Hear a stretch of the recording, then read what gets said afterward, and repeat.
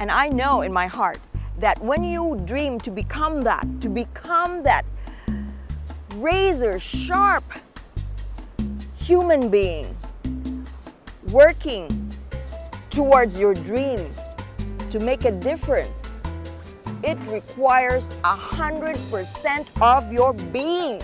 100%.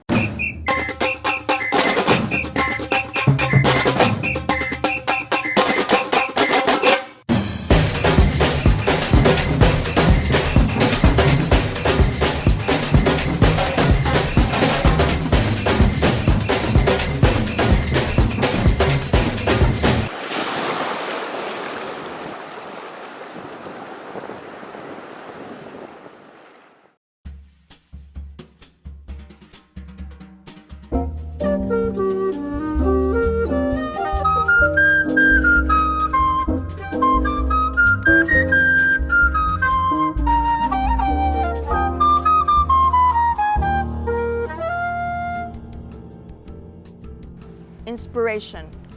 When you are bereft of inspiration and you crave for that inspiration, if you do, you can pray for it, you can ask for it, and God will provide for you. He will send you people that will open your eyes. So I have this friend who was my classmate in college. He's an artist too. He's a performer. He's a singer. He has beautiful voice. I am a painter. At the time I wasn't painting, I was drawing. We were very young. And we both went to clinical laboratory scientist school, a very cerebral career. Artists on the path in life doing cerebral careers. Early on in life, he decided he did not want to pursue the scientist route. We had already graduated college, and he became a performer. I myself became, I worked for Philippine Airlines, and eventually I went to the US, and I became a clinical lab scientist. So I followed the scientific route. He followed his artistic career. He became a performer. And he was performing in little clubs at first, little clubs and folk houses. Folk houses were in style at that time, until he landed on this career of being a performer at a cruise ship in Japan. So his career was flowing. However, this career of being a performer, just much like being a painter for most, is an unstable career, has no promises. So he decided at his point in his life, when he turned 30s, to change careers, and he went to law school. He is a very smart guy. So he did law school while he was performing in Japan, and he passed the boards with flying colors. Recently, my friend visited the United States, and we met up. The first thing he asked when he saw me, because by this time I'm already doing my YouTube channel. My first video, in fact, is Philosophy of Happiness. So he asked me, I watched your video, Philosophy of Happiness. What is that all about? So the conversation unfolds and his story was told. So in a nutshell, my friend, Danny,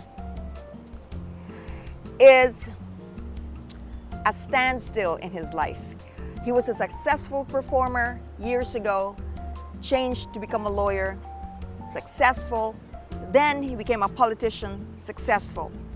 However, he said this did not have meaning for him. So he's asking me, what is it that you're talking about? Philosophy of happiness. He then tells me about his life. He did not really lead a very admirable life. He was a womanizer, and just is so. In the Philippines, it is a culture that is very patriarchal. In Asia and Latin America, very patriarchal, and therefore it is pretty common to be unfaithful. it is more the norm, I always say, at least in my country, it is more the norm to be unfaithful than to be faithful. So he was part of the bigger bell curve. So now he's at this point in his life when he doesn't have any meaning. He's lived his life.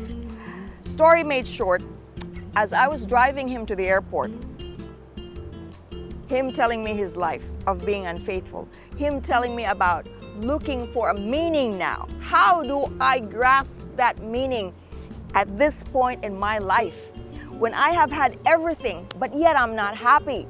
I want to become that performer. I want to capture the joy, the excitement, the feeling of exhilaration while performing in front of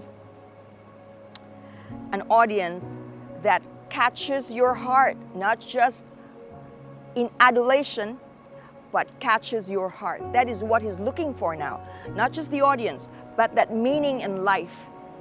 So I'm driving, and so I just had to say my piece. I said to him, hey, Danny, you've told me about your story. I've listened. I've told you about my philosophy about happiness.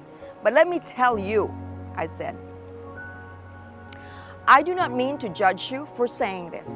I'm also on my path now in my life where I am looking to give back to the world, to have that purpose, to have that meaning. And I know in my heart that when you dream to become that razor sharp human being working towards your dream to make a difference, it requires 100% of your being, 100%.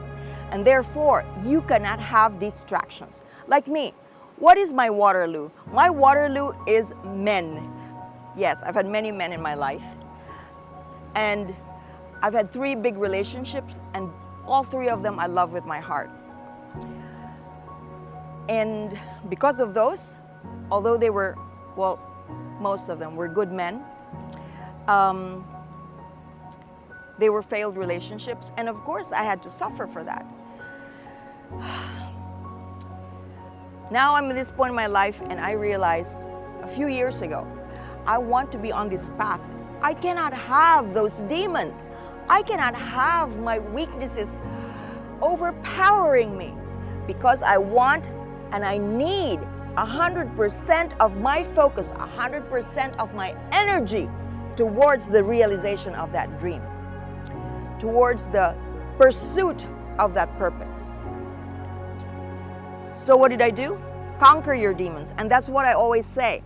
Conquer your demons. It's not easy to conquer your demons. And it does not come early in life. Some of us have many demons. Some of us have a few demons. I don't think any one of us has no demons.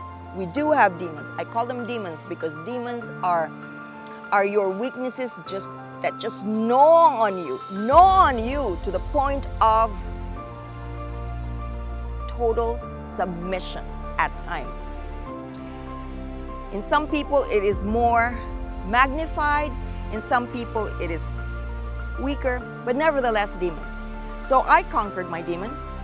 I'm not saying I'm perfect, but I have conquered my demons. And I continue to conquer my demons so that I will have this razor sharp focus. So I said to him, in your case, you're asking me how you can get back to becoming that artist that you dream to be?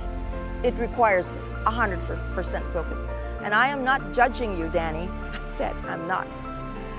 I'm just saying that if you want to live that life that is inspired, you have to be pure in your heart. And living the life that you are living now, a womanizer, good morning, you cannot have that dual life. I'm not even saying this from a godly point of view. I'm not even saying this so that you will not be damned by God, or you will not be damned by the world or by the universe.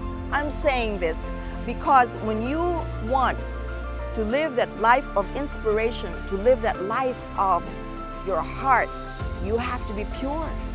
And living your life of being a womanizer, it will always have that you will always have that guilt. You will always have that guilt. And that guilt is going to occupy a part of your brain, a part of your heart, and you will never be wholehearted in pursuing your dream. Therefore, it is your decision. Do you want to go that path? The path of, I call it a half-assed life. I call my daughters, don't do it half-assed. Do you want that? Or do you want to live a totally inspired life? Inspiration, totally inspired. Then you have to change. And whether he has or not, I don't know. I did message him and I asked him if I could tell his story, and he said, by all means, tell my story. So that is the story of my friend Danny, who is seeking for inspiration. Seeking for inspiration so that you can continue to live your life to the fullest. Be inspired, be inspired, be inspired. Cut. My dear ex-husband, who was the love of my life, as young as he was, he's younger than me, he said, I know I will have a painful life. I don't know what he is now. We're already divorced for many years. He was the love of my life for 20 years, not anymore now, because I had conquered my demons. I had conquered my one big demon, and that was him.